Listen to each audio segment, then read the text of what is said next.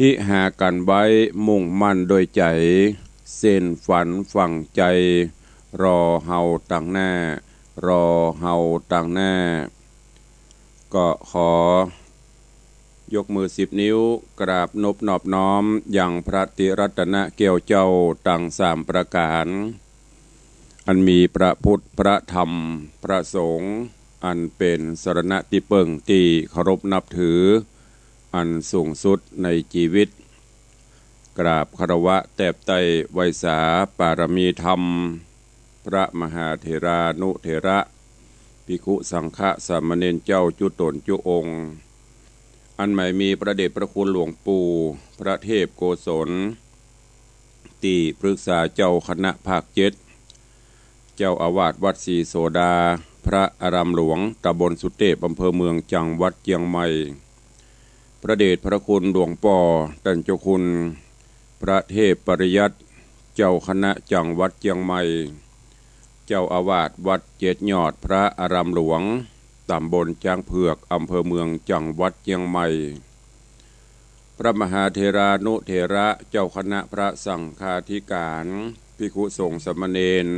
จุตนจุองค์โดยความเคารพ ขอเจริญสุขเจริญปอนญาติโยมศรัทธาสาธุชนติ่นจองห้องวัดยุหนุ่มเท่าใจยิงก็ขอน้อมต้อนรับทุกท่านเข้าสู่รายการ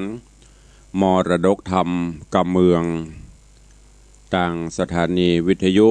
และต่างเฟซบุ๊กต่างสถานีวิทยุก็หมายมีสถานีวิทยุกระจายเสียงพระพุทธศาสนาแห่งชาติและสังคมคลื่นเพื่อการศึกษาพระพุทธศาสนาและวัฒนธรรมส่งสัญญาณกระจายเสียงจากสถานีวิทยุวัดฝ่ายหินตำบลสุเทพอำเภอเมืองจังหวัดเชียงใหม่สถานีวิทยุวัดหนองกายตำบลสันปะยางอำเภอแม่แตงจังหวัดเชียงใหม่สถานีวิทยุ CM77 วิทยุอินเทอร์เน็ตล้านนาสถานีวิทยุพระพุทธศาสนาจังหวัดเชียงรายสถานีวิทยุ คลื่นจริยพระพุทธศาสนาและจริยธรรม FM 96 เมกะเฮิรตซ์ตลอดจนวิทยุชุมชนเสียงตามสายหอกกระจายข่าวต่างๆพร้อมกันนี้กราบถวายความเคารพและเจริญปอนสาธุชนที่เข้ามารับชมรับฟังต่างเฟซบุ๊กเป็นไลฟ์มันมีตุปีแดนแล้วก็คุณโยมอาจารย์นัทพรหมรเสนแล้วก็จนท่านอาจารย์ตุปีเอ็มที่กำลังเข้ามารับชมรับฟังรายการวันนี้เจริญปอนยำเจ้าเนอกับทุกท่านท่านอาจารย์นัทพรหมรเสนก็ติดตามรับชมรับฟังกันถึงวันพร้อมกันนั้นท่านเจ้าก็เป็นครูบาอาจารย์ของตุลุงของตมาตัวเองแล้วก็เป็นผู้ดำเนินรายการตั้งคลื่น96ตัวถึงไลฟ์สดตัวของเปิ่นก็มีแต่คืนนี้ไปอย่างก็ไปเทศที่งานศพของป้าอุ้ยมอนสมจอมใจป้ออายุ88 ปีเนอะที่บ้านแม่ป่าแหนใกล้ๆกับของบ้านปครูนัทพรหมเสนแต่คืนนี้ฝนโปรยปลายก็หมอกจุ่มเย็นเพิ่นว่าตุลุงเอาฝนมาตัวหรอกมันจะมาเนอะมาก่อนแต่คืนก็จุ่มเย็นกันเปิ้นพยากรณ์อากาศเนอะ7 8 9ก็ระมัดระวังฝนนี่บ่กลัววาตะคือลมก็ เปิ้นพยากรณ์ก็พยายามดูแลที่ไหนบ้านจองหอเฮือนไผมันบักไว้มั่นคงก็ดูแลเนอะไม่ใช่ดูแลดูนี่มันดูถึงวันแลถึงวันอยู่ละซ่อมแซมเหรอหลังคาบ่มั่นคงกาต้นไม้ต้นตอกต้นใหญ่ต้นหลวงใกล้บ้านใกล้จองก็ตัดแต่งกิ่งเนอะเพราะว่ามันจะเข้าสู่หน้าร้อนแล้วมันก็หน้าร้อนกับหน้าฝนไปหนาวมื้อเนี้ยมันจะมีพายุแล้วพายุหรือลมบ่เดียวกันโอ้น่ากลัว เนี่ยเป็นคำว่าธรรมชาติลงโทษ เจริญปอนโยมแม่จันเพนคำโพธาเนอะตื่นเจ้ายำเจ้ามาก็มาฟังน้ำฟังธรรมขอเจริญปอนตัวเองในช่วงนี้ก็รู้สึกว่าธรรมชาติเริ่มจะแปรปรวนแล้วก็จะมีหลายๆอย่างที่เป็นว่าของในอนาคตการตั้งหน้านี้อันใดที่บหันก็จะหันบหูก็จะหูมันก็นับจะเกิดขึ้นติ๊กๆแล้วก็ทวีความรุนแรงขึ้นติ๊กๆมันมีการปรับตัวของเขาไปในตัวแม้กระทั่งเชื้อโรคก็มีการปรับตัวเมื่อก่อนนั้นสามารถตรวจได้อย่างโควิดประเดี๋ยวเนี่ยเอาเข้าตรวจไม่เจอแม้แต่ยุงเมื่อก่อนตัวนิ้วประเดี๋ยวปะโตของยงข้างย่างมันก็ปรับตัวไปเพราะฉะนั้นเราท่านทั้งหลายก็เหมือนกันต้องปรับตัวเองเนอะจะไปเหมือนเก่าเหมือนเดิมมาได้ก็อย่างเก่านั่นมาได้ละต้องปรับแผนปรับอย่างต่างๆแม้กระทั่งวิถีชีวิตการเป็นอยู่เขาก็ต้องปรับปรุงขึ้นลูกหลานตันเต้าเยาวชนคนดีทั้งหลายก็เหมือนกันต้องมีการปรับปรุงเนอะลูกหลานเนอะสู่เจ้าทั้งหลายจะเป็นอนาคตของชาติไปตั้งหน้าอยู่อันไหนที่ บ่ควรก็จะไปเนี้ยไปทำที่สำคัญก็คือเร่งรีบสร้างฐานะหลักฐานห้ำเฮียนศึกษาไปเพราะอนาคตต่างๆตั้งหน้านี้อย่างจะเกิดขึ้นแหมเฮาก็บ่ฮู้ถ้าบ่เตรียมพร้อมซ้อมไว้ก็สุดท้ายก็ระวังตัวใครตัวมันเนอะการเป็นอยู่การกินการว่าการหยังก็ต่างๆก็ขอให้ ระมัดระวังประหยัดมัธยัติบ่ใจอย่าบ่ใจตัวฟุ่มเฟ้อฟุ้งเฟยเหมือนแต่ก่อนเพราะพ่อแม่ที่หาเงินทองก็ยากขึ้นจะไปมากินกาแฟมากินชานั่นชานี้ค่านิยมสูงไปนั่งควายแห้งจิบกาแฟเล่นเฟซเล่นไลน์บ่สนใจใยดีนะและอนาคตการพี่ไอ้หันใจก็เตรียมพร้อมเตรียมอย่างตุลุงกับไผ่จะมาเลี้ยงมาส่งเขาละเปิดไผ่ก็จะบ่ได้เศรษฐกิจไปหน้าจะเป็นได้เขาก็บ่ฮู้ดังนั้นก็ประหยัดมัธยัติไปแล้วก็มันศึกษาห้ำเฮียนให้มันจบแล้วก็หางานทำจะไปเล่นตัวประเด็นนี้มันเล่นตัวบ่ได้นะจบด็อกเตอร์จบอันนั้นจบอันนี้มาไม่เนี่ยการกระจอกงอกง่อยจะไปประมาทงานคือเงินคืองานมันเป็นเงินเป็นงานมาที่สุจริตทำไปเตอะทำแล้วเราก็จะได้ปัจจัยมาได้เงินได้ทองมานี่ก็ฝากฝังไว้เนอะก่อนรายการธรรมะวันนี้ลูกเนอะภายยังบรรลุเตื้อลูกได้แล้วเนอะลูกได้แล้วแสงเงินแสงทองจับขอบฟ้ารุ่งอรุณวันใหม่มาแถมแล้วใจชีวิตเสี่ยงไปแล้วแถมวันหนึ่งแต่ว่าก็ไปพุ่นไปแล้วจะไปแก้ไขยังก็ไม่ได้เพราะมันหมดเวลาไปแล้วก็ต้องเอาเรื่องราวเหตุการณ์แต่ว่าที่มันผ่านไปเอามาปรับประยุกต์ใจแต่ว่าทำอันอย่างที่มันผิดพลาดไปพ้องก็วันนี้เฮาแก้ไขได้แต่จะไปแก้ไขแต่ว่ามันไม่ได้ละเพราะมันเป็นอดีตอนาคตการคือวันพุธมันก็ยังมาบ่ถึงเตื้อเพราะนั้นทำปัจจุบันวันนี้ให้ดีที่สุดก็ฝากไว้กับทุกท่านด้วยเนอะโอกาสบัดนี้เข้าสู่หัวใจของรายการก็คือมรดกธรรมกำเมืองฟังน้ำฟังธรรมกันก่อน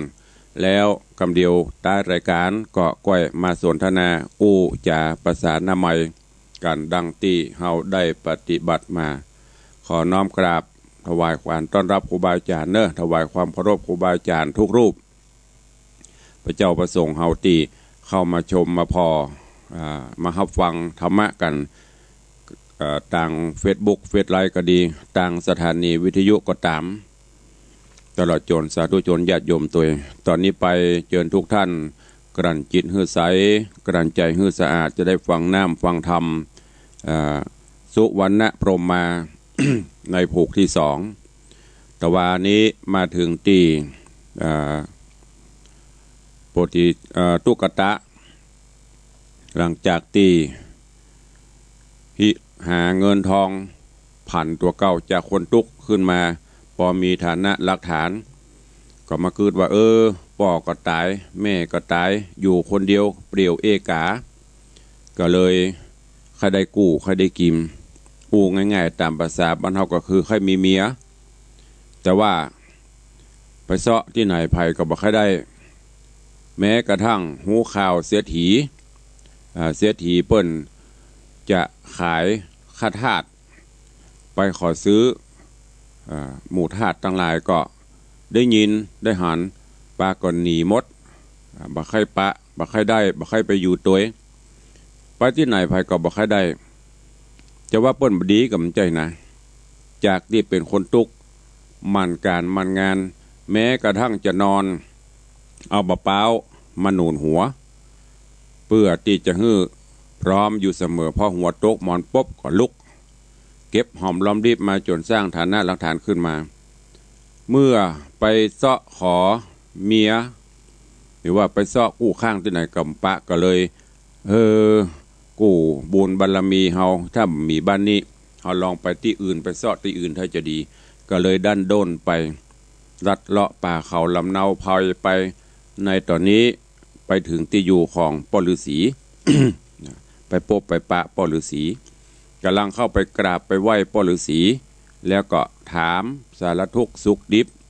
ว่าพ่อฤาษีอยู่ป่าไม้ไผ่สนนี่เป็นจะได้พ่องงูเงี้ยวเกี่ยวก่อนเข้ามาก็ถามกันอยู่แต่ว่าเทศนามาถึงตัดที่นี่เวลาหมดลงวันนี้ก็ฟังกันต่อในเรื่องของสุวรรณพรหมมาผูกที่สองตอนที่หนึ่งเชิญตั้งอกตั้งใจฟังเนอะก็ขอถวายการต้อนเคารพถวายการต้อนรับท่านพระครูธรรมธรบพิตรตุปีโจแม่ขาน้อยตะคืนพอเปิ้นเดือดร้อนไฟฟ้าดับ ฝนตกไฟดับเนาะวันนี้ออกสบายละฟังน้ำฟังธรรมเป็นตัวเองถ้าใครมีอย่างก็เป็นห้องหอกกระจายข่าวเสียงต่ำสายในวัดก็ดีในบ้านก็ดีเนอะถ้าบัดติดขัดเดือดร้อนใดก็เปิดให้ญาติโยมศรัทธาได้ฟังตัวก็ได้เป็นประจำทุกเจ้า6 โมงถึง 7 โมงเนอะวันนี้ก็เชิญทุกท่านตั้งอกตั้งใจฟังพระธรรมเทศนาสุวรรณพรหมมาผูกที่สองตอนที่หนึ่งเป็นลำดับไปณโอกาสบัดนี้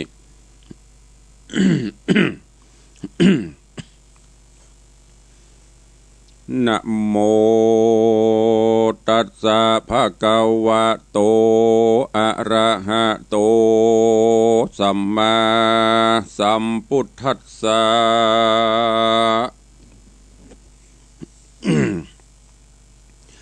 สัตตุโนสัทธัมมังสุตวาสาทะโบดุราสัพปุริสะตังลายตั้งยิ่งใจม้วนหมู่ตีตั้งใจอยู่ฟังธรรมพระจอมยอดมุนีตามกาละมีมหอดจิตใจติดสอดตามธรรมย่อมจักนำพ้นจากดังตุกยากเครื่องขีอานิสงส์มีมากวังบ่อาจอ้างไขปันกันดับขันกระพรากดับจิตจากเมืองคนย่อมเอาโตนไปเกิดในที่ผาเสริฐเกษมสี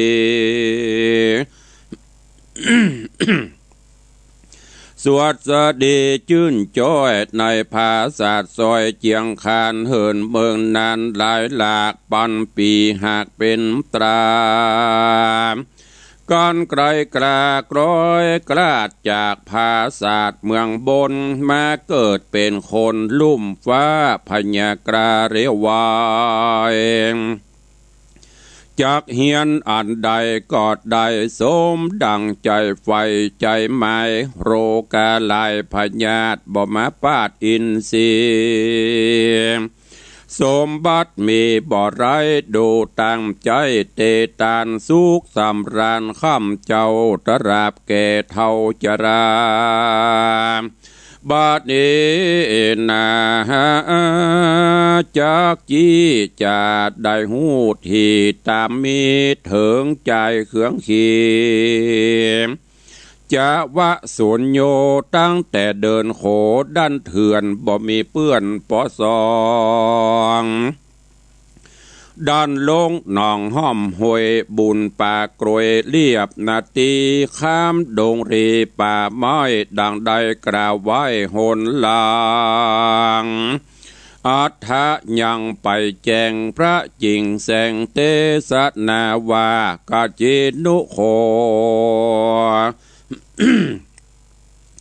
โพโตกุศลลังดังนี้เป็นตนว่าภิกขเวดุราภิกขุตั้งหลาย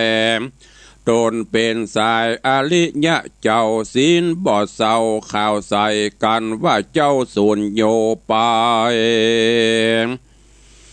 เตียวไต่ดันป่าไม้ดงรี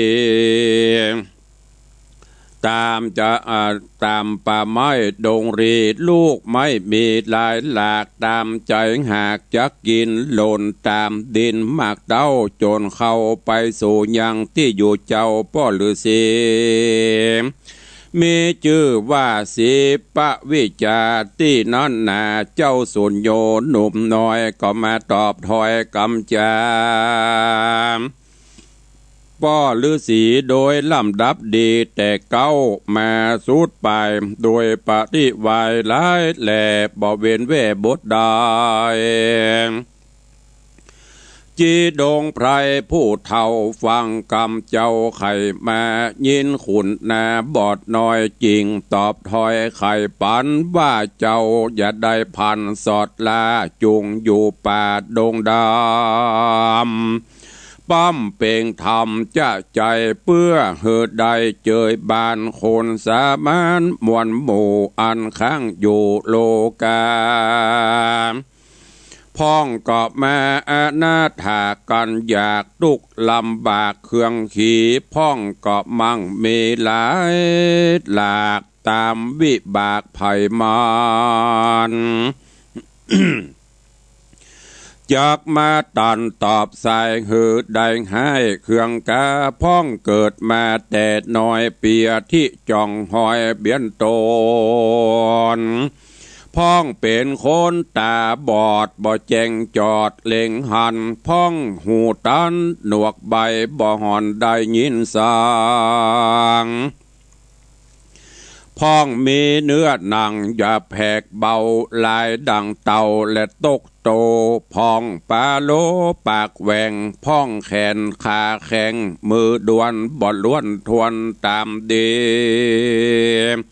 อันนี้จังมีบอดเตียงหูความเอียงไปมาหูจะลาเท่าแก่เปียที่แผ่มิลายพ้องก็ตายเมื่อยามน้อยพ้องกลาดกร้อยเมื่อยามจะราบ่มีได้เตียงบันจุงกึดดันตามธรรม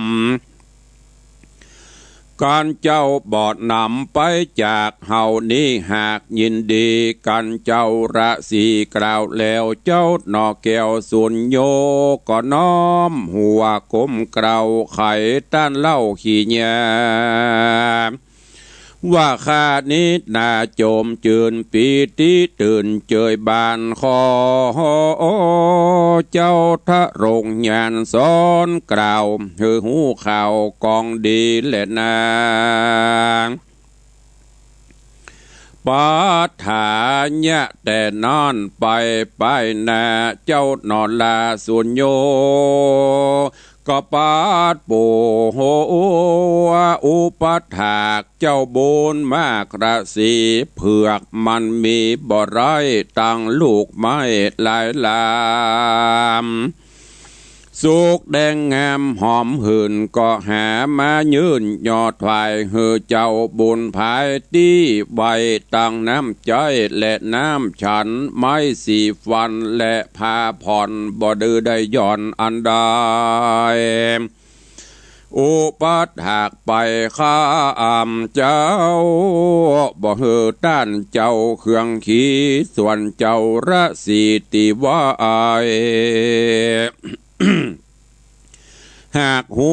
เหตุใดหลายประการโดยถ้าลงญาณวิเศษว่าตนบ่อาจพ้นจากเหตุตั้งตาย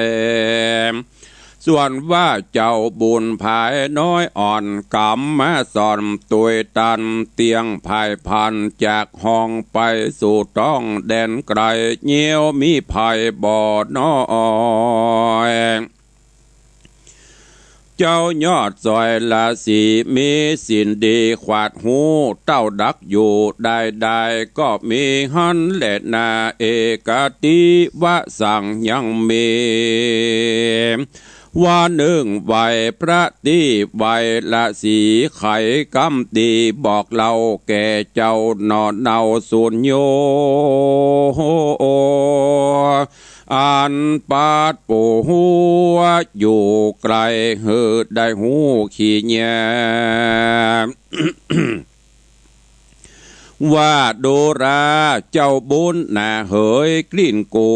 ตั้งเจ้ามาอยู่เฮิงนานป้อก็หากสุขบานหลายหลากตั้งเจ้าอุปถากเฮามาป้อนี้นาจักปันยังไม่สีฟันมายังไม่สีฟันวิเศษตามเก้าเหตุวิอาขีญาว่าเป็นของอินตาเจ้าฟ้าอันลงสูตรนาเมืองคนปั่นยังตนคู่เก้าสืบต่อเล่ามานานบุญบันดาลส่งยูฮือได้สืบมาอยู่กับตนป้อจักปั่นต่อฮือเจ้าอันอยู่เฝ้ารุมรามไม้สีฟันนี้นาบ่โหดมีประโยชน์นำนาเกิดว่าเจ้าพาธนาใครใดของโลกใดอันใดเจ้าจุงไปจิ้มไกลก้อนหินใหญ่ภูผาเอาไม้สีฟันมาแล้วสีกันน้ำลายมีแล้วใส่จุงขากทมใส่บนหินจักสมอาจีนกูเจือดังไฟเอือพาธนาตาปะสาผู้เท่าบอกจีเล่าไข่ปานแล้วก็เอาไม้สีฟันวิเศษเฮือเจ้าน้อยเนตรบัดเดียวเจ้าสุญโยเรียวกลมเกลาไว้ซึ่งเจ้าบุญนาฮับไม้สีฟันมาบ่จ้าก็มีหันและนางการว่าเจ้าได้ไม้สีฟันวิเศษก็มีจิตเจตสงสัยบ่เชื่อใจกำถอยว่าไม้สีฟันน้อยอันนี้จักดังป้อนละสีจี้ไข่จ้า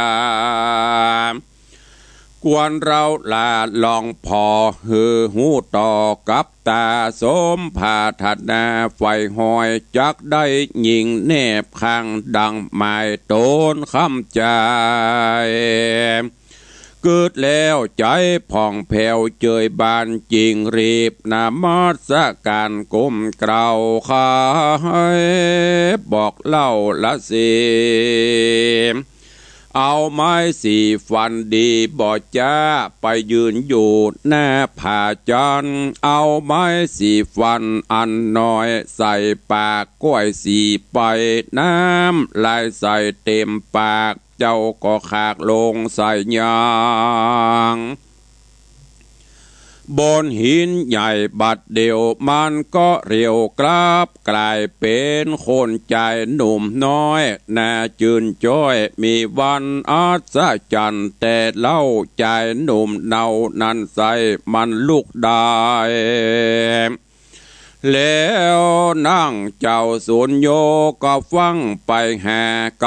ำกาแย่ลูบไล่บทตันได้ถามถอยเจ้าหนุ่มน้อยคำใจก็กราบกลายดังเก่าคือเป็นใบหินเล่าเดิมตีก็มิหันแหละนาตาในกาดละนอนใส่เจ้าหนอไทยสุนโยแม่งืดใจตัวแต่เล่ามันจริงไตเต่าคืนสู่ยังที่อยู่ระเสีไขกำเดโอกาสอภิวาททูลสาว่าข้าแด่เจ้าบุญนาที่ใบ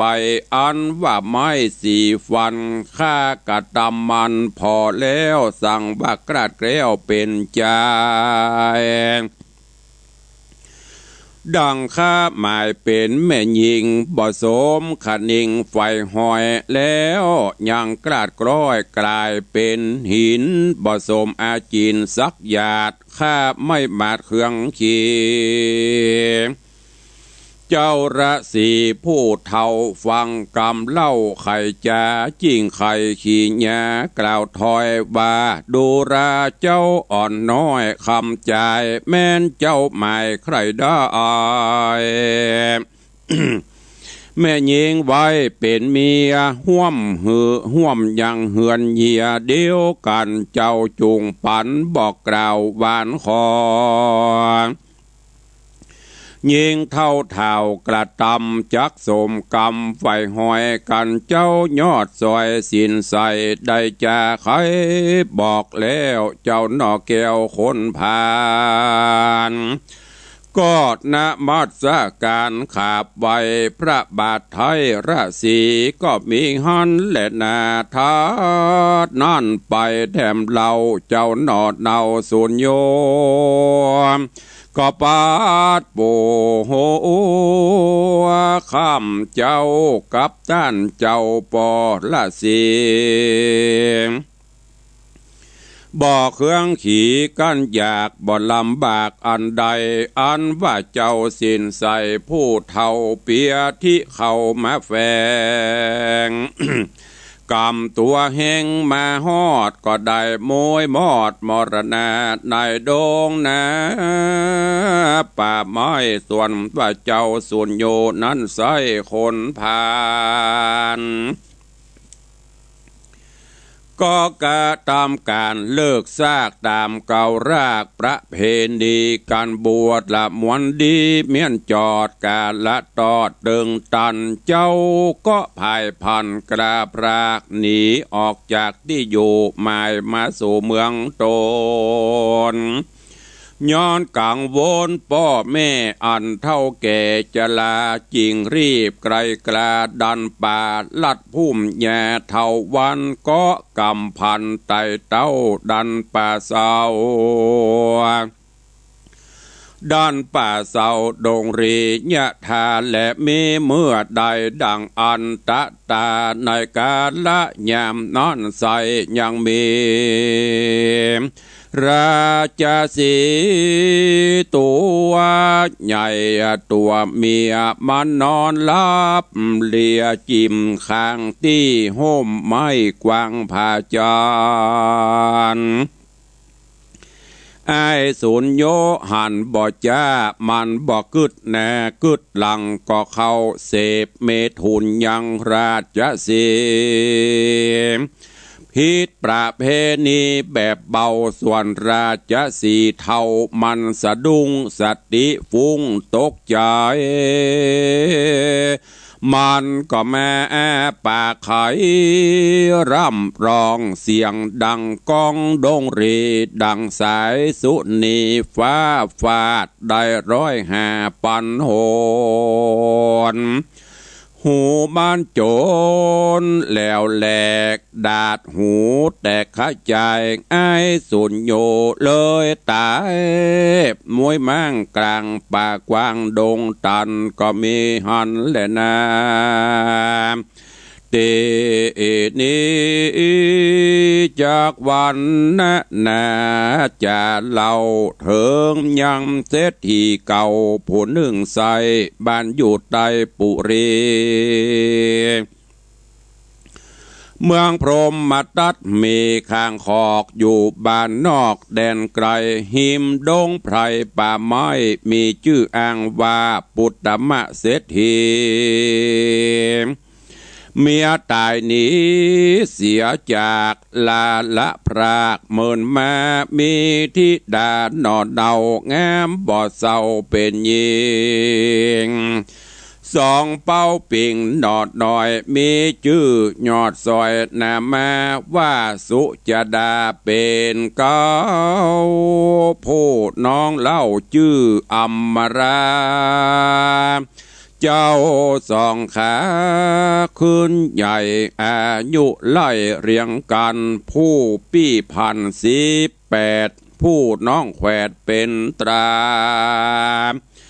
17 ปีมาขวบเขาส่วนพี่เก้านั่นใส่ใจหมัดไม่มัวดำกระตำกำตั้งบาปอันกระยาบนาใครขี้ยากล่าวถอยโดยกรรมแจ้งป่อยบ่ดีกรรมบ่มีแปลงใส่กรรมบ่ใหญ่แปลงหาเป็นคนป่าลาขี้คร้านการตั้งบ้านจุอย่างนางบ่จ้างอันใดการกินแล้วไปแอวสอดต่อเตารอดยามวานบ่อยู่เฮือนมันสักมือแอวสอดยือไปมาสะแวงหาตั้งถอยจ้าคือกรรมกุลให้ใส่ตัวบ่หอนกลัวบายบ่ละอายเปิดหน้าส่วนว่านางนอลาอัมมรานางมีอุตสาหะบากบันขยันมันการงานบ่นอนนานขี่ขานปัดกวาดบ้านเฮือนดีเสื้อผ้ามีซักตากเข้าน้ำหากปัจจัยที่อาสะลอยยังจอดต่อเตารอดที่นอนมุงและหมอนเสือสาดถวยจ้อนถาดโทหายเข้าของได้เครื่องใจเก็บเมียดใบในฝันบ่สูญการเรียราดนางน้อยนาดอัมรา มีใจขุนนะไฟหอยแก่คาค้อยยิงใจมีใจภายโจมเจอวันนะพรหมมาในตอนนี้ดำเนินมาถึงที่ใจตุกตะตุวัจจะ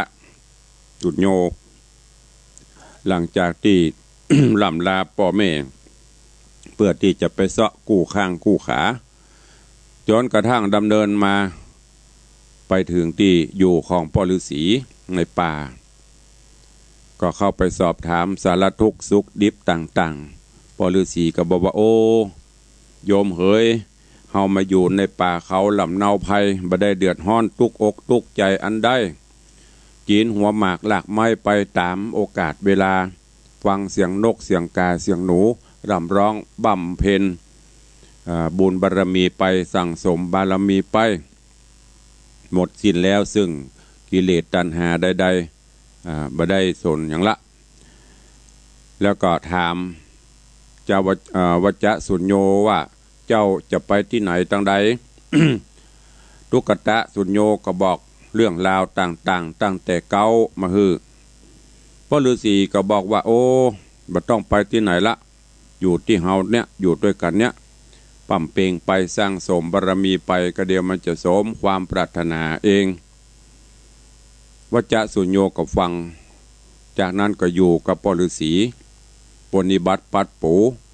ในฐานะลูกศิษย์ลูกหาเข้าป่าหาหัวหมากหลักไม้ตักน้ำใจน้ำฉันฮื้อพ่อฤาษีมาพ่อฤาษีเมินเข้ากับมาคืดว่า ใจหนุ่มคนนี้ก็มีความกตัญญูเนาะ มาอยู่ตัวก็ไม่ได้อยู่บ่ได้อยู่บ้านท่านจะนิ่งดูได้ปั้นงัวปั้นควายให้ลูกเพื่อเล่นไปอยู่ตัวพ่อฤาษีฤาษีฮึดที่อยู่ที่อาศัยใจตุกตะก็ปฏิบัติหับใจกวาดเพี้ยวปันณศาลาไป เมินไปพ่อฤาษีก็ว่าโอ้เฮาบ่เมินนานก็แก่ไปถ้าตายแล้วเจ้าสุญโญก็จะทุกข์จะยากไปกาจะได้กาแล้วก็ความตายมันถึงมีบัจจากระเวยของวิเศษมีอยู่อันหนึ่งก็คงจะมอบเปลี่ยนเจ้ามอบคือสุญโญไปถ้าจะดีก็เลยมอบของวิเศษในที่นี้ก็คือไม้สีฟัน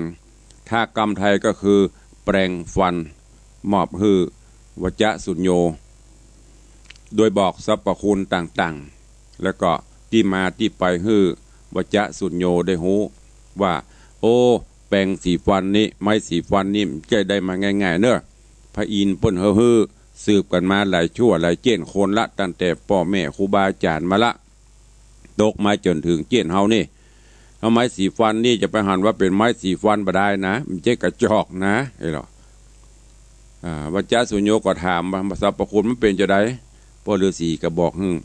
คือไปอยู่ที่หน้าใบหินประผาแล้วก็แปลงเสร็จถ้าน้ำลายมันปุออกมาก็โถมน้ำลายน่ะลงใบหินถ้าได้ก็สัจจะอธิษฐานมันจะก่ายมาด้วยความใคร่หูใคร่ลองแล้วก็ด้วยความข้าได้กู้ข้างมาเป็นกู้ปฏิบัติรับใจกันวันหนึ่งก็ลองไปทดสอบพอแล้วจะแต้กับบัดแต้ไปสีแต้ไปบนไปสีฟันแปลงฟันตีหน้าใบหินพอไปแปลงฟันมาน้ำลายปุออกกระทมน้ำลายออกก็เหมือนแต้เหมือนที่พ่อฤาษีบอกก็กลับกายออกมาเป็นปัจจัยขึ้นมาเนี่ยบัดดันอย่างนักเตื้อกำลังจะไปไปจาดด้วยกันก็กลายเป็นใบหินไปเหี้ยวจสุญโญก็มาบอกให้พ่อฤาษีก็เลยบอกโอ้ถ้าข้าได้ไม่หย่าไม่ยิงต้องไปเอาแม่เฒ่ามาเป็นผู้ทำผู้แปลงให้ก่อนถึงจะได้วจสุญโญจะทำได้บ่ได้จะสมใจปรารถนาหรือไม่ก็ติดตามฟังกันในผูกในตอนต่อไปค้างแหมนักอยู่มีประมาณ10 กว่าผูกกำลังเข้าผูกที่2เด้อก็ฝากไว้กับสาธุชนเฮาติดตามไปเรื่องราวจะเปลี่ยนจะได้เนื้อหาสาระที่มีอยู่ก็เก็บก้อนไกลเอาไปถ้ามองแหมอันหนึ่งไม้สีฟันถ้าเฮาพอเป็นธรรมะก็คือการการจาอย่างมื้อเนี้ยวาจาเนี่ยเป็นสิ่งสำคัญฮือเปิ้นฮักยากนักจักหวังฮือเปิ้นจังกำเดียวก็ได้จะจะจาอันใดก่อนออกไปเฮาเป็นนายมันเวลาออกไปแล้วมันจะปิกเป็นเจ้านายเฮาทันทีเพราะฉะนั้นก็ฝากไว้กับญาติโยมทั้งหลายเนอะก้อยฟังไปถึงวันแล้วก็ญาติโยมที่เข้ามาชมมาพอตั้งไลฟ์สดก็ถ้าวันใดมันมีภารกิจศาสนกิจใดก็จะพยายามเนอะเพื่อเข้าถึงญาติโยมทุกช่องทางในการเผยแพร่นำธรรมคำสอนตอนนี้ท่านเจ้าเนี่ยดอนอ่านได้ก็ดอนมาเป็นภาษาอังกฤษนี่ต้องกราบประทานอภัยและสูมาอภัยกับญาติโยมตลอดจนครูบาอาจารย์เนอะเพราะบับป้อยนะนี่คืออ่านไปก็กลัวมันผิดกลัวมันเผลิดไปถ้ามันเผลิดแล้วไปอย่างอ่านภาษากับจ่างนะทางที่ดีภาษาไทยจะอ่านได้อยู่แต่มันเป็นก็ไปตามกับเปิ้นห้องอย่าไปตามวัยตามสมัยช่วงนี้เปิ้นจะเอาเป็นภาษาอังกฤษแต่ของตุลุงนี่เมืองกับเมือง อันนี้อย่างนั้นยองอย่างมันเป็นภาษาอังกฤษนะโอ้จัดใครกับเปิ้นมันไปจังเอาเป็นว่าขอต้อนรับทุกท่านเนอะทาง Facebook เฟซไลฟ์วันนี้อันนี้ มาจากทางสิงคโปร์พวกนั้นเนี่ยสิงคโปร์ก็มีก็ลูกศิษย์ลูกหาญาติโยมทางสิงคโปร์ก็มีหลายอยู่ก็ขอน้อมต้อนรับทุกท่านโอ้คำมาโลโลดตึงดอกตึงมือกดแชร์กดไลค์กัน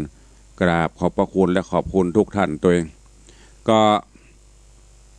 วันนี้เหลือเวลาแถมหน่อยก็จะได้เข้าสู่โหมดท้ายรายการเนาะ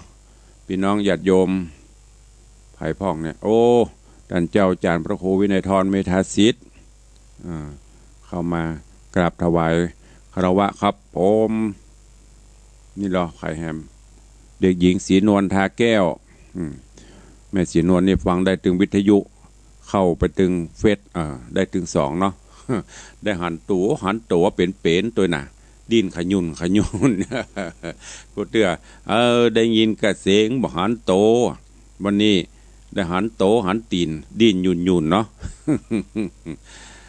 เข้าสู่โหมดได้รายการเนาะผู้จ่าประสานหน้าใหม่วันนี้ก่อนอื่นต้องขออนุโมทนาขอบคุณตะวันนี้ก็มีอาจารย์แม่ดร.มรกตสุวรรณชินดร.กิตติพัฒน์ดร.ฉัตรทิพย์สุวรรณชินผู้รับใบอนุญาตเจ้าของผู้รับใบอนุญาตอธิการบดีรองอธิการบดีมหาวิทยาลัยฟาอิเทิลเชียงใหม่ได้มาร่วมทำบุญถวายจตุปัจจัยแล้วก็ถวายกาภัตตาหารที่วัดตัวขออนุโมทนาบุญขอบคุณเนอะนอกจากนั้นขออนุโมทนาบุญขอบคุณกับคุณโยมธนวัฒน์โยมทัตพิชาสุสิงคำตะวาก็ได้มอบปัจจัยถวายเป็นก้าภัตตาหาร 3,000 บาทมาบ่ได้ก็จกกูเตือ ก็เป็นดีอินดูเปิ้นเก่งใจเปิ้นเพราะว่าทุกสิ่งทุกอย่างก็ฮือตลอดอุปถัมภ์บำรุงทางส่วนทางส่วนรวมก็ขออนุโมทนาเนอะบุญกินบุญทานได้ปกห่มฮือโยมพี่ไอธนวัฒน์หรือว่าพี่ไอบุญทรงมีเลี้ยงนางได้อยู่ดีมีสุขความทุกข์จะได้บังเกิดความจนจะได้มีขอฮือแก้วกราดปลอดภัยเนอะอยู่ดีมีสุขทุกท่านตัวที่ได้มีส่วนร่วมห่วมห้อมมาแล้วก็แต่คืนนี้ประเทศตีแม่ผาแหนก็มีญาติธรรมร่วมโมทนาบุญมาขอบคุณโยมแม่ภัยบุญติบกาดได้ร่วมโมทนาบุญแม่สวยไรกะถ้าอ่านผิดก็สุมาเนอะพรมคำแดงร่วมโมทนาบุญมา200ตะกี้ของแม่ภัยบุญ200แล้วก็โยมอุดมศรีปางจันทร์แถม100ขอบคุณอนุโมทนาบุญตัวนอกจากนั้นก็มีคุณโยมทวันลาสุริยาร่วมปิดทองพระเจ้าตันใจ10 แผ่นขอบคุณเนอะบุญรักษากูคนตัวใครจะอู้จาประสานหน้าไม้กับตุลุงเข้ามาได้เนอะหรือจะร่วมเป็นเจ้าภาพแผ่นทองปิดทองพระเจ้าตันใจแผ่นละ9 บาทเข้ามาได้0817836540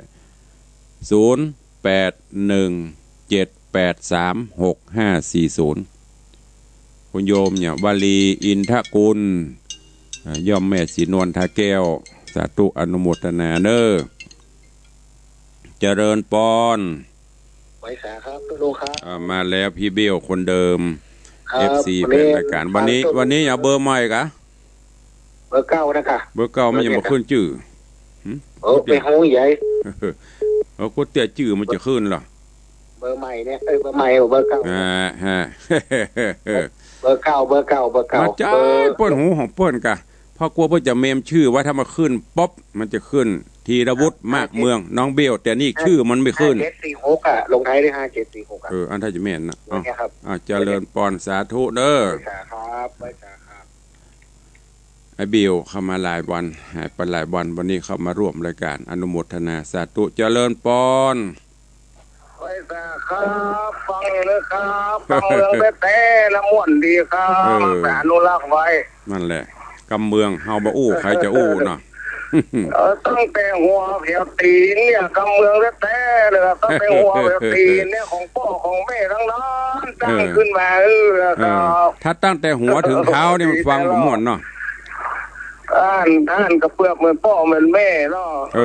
สบายปัจจัยผู้พิงผู้ยังก็เหมือนพ่อผู้แม่นะครับของพ่อของแม่ทั้งนั้นนะครับอนุโมทนาขอบคุณเด้อขอบคุณนักการท่านเด้อสาธุเจริญปอนขอบคุณกับโยมปิไอธนวัฒน์สุสิงห์คำตะวาเปิ้นมาเยี่ยมวัดมาเอี่ยววัดเจ้าจังห้องอูเลนมาเข้าเฝ้า ก็มานั่งสนทนาธรรมกันถวายปัจจัยอุทิศบุญกุศลฮื้อปะอุยแม่มอนอุทิศกุศลไว้ไปหน้าโดยขอบคุณเด้ออ้าวสายต่อไปเจริญปอนนมัสการว่าวันนี้อยู่ไหมวันนี้ไม่ได้ดูตารางเด้อนะแม่ประเด็นที่ต้องพอนะเดี๋ยวโทรบอกอยู่ก็อยู่ไปก็ได้เดี๋ยวจะโทรบอกเนอะ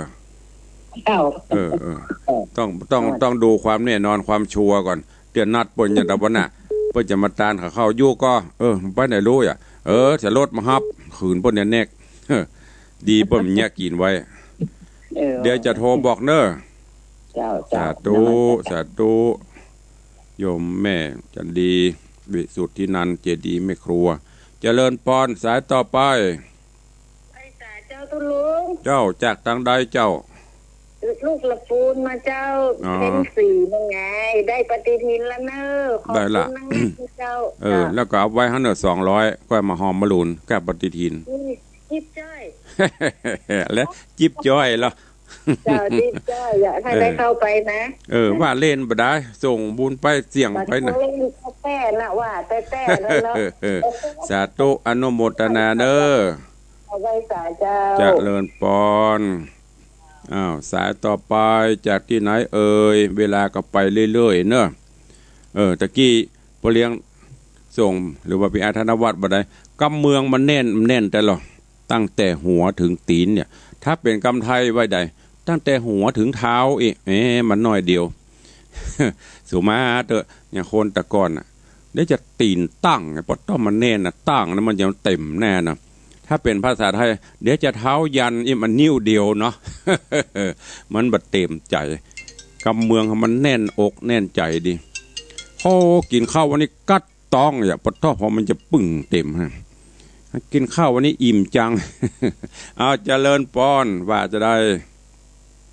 ฮัลโหลดักปิ้งฮัลโหลขออนุญาตตัดสายเนาะ2 โล 3 โลบ่หือบ่อื้อนะตัดสายไปก่อนเนาะเพื่อสายใหม่จะเข้าเข้ามาใหม่0817836540ด้านในเฟซต้องขอสูมาเปิ้นคอมเมนต์เข้ามาแต่เฮาอู้บ่ได้เบิ่นก่อนก็ไปไล่คอมเมนต์เนอะตั้งโทรศัพท์ก็ดีครับตั้ง Facebook ก็ดีพอตามี2แกนแวดงอนนี่4แกนก็แวดนำ2อันเนาะเจริญปอนก็หมดเวลาแล้วกะบ่หมดเด้อว่ามาชอบมาลูนบ่โลตัวเก่าเพิ่นจะหมดมาก่อนหมดเวลาใกล้จะหมดเวลาบ่หรอของเจ้าภาพเก่าก่อนกับเจ้าเป็นหยังมามัดกุลไผมาก่อนก็เสียงนักหน่อยกะเจ้าเจริญปอนเด้อฟังอยู่เจ้าสาธุอนุโมทนาบุญสาธุเจ้าเจริญปอนวันนี้มาครบทีมเฮ้ยสิงห์เหนือเสือใต้ชายกลางมาครบทีม สายต่อไปเหลือเวลาอีกเดี๋ยวนี้6:58